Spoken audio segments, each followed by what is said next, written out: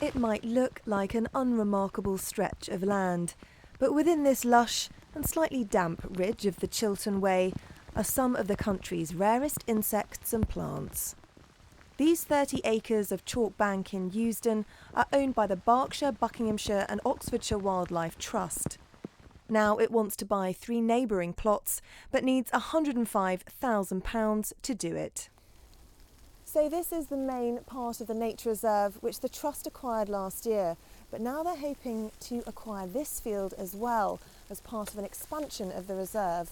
Well, joining me now is Chris, who's one of the head conservationists at the Trust. Chris, tell me why it's important to add these extra fields onto the existing site. Okay, we count Eusden as one of our really top sites. It's a beautiful chalk grassland site with a south-facing slope, so it's really very special. It's fantastic for a range of flowers, also really important for some key butterfly species like Adonis blue and chalky blue and many others.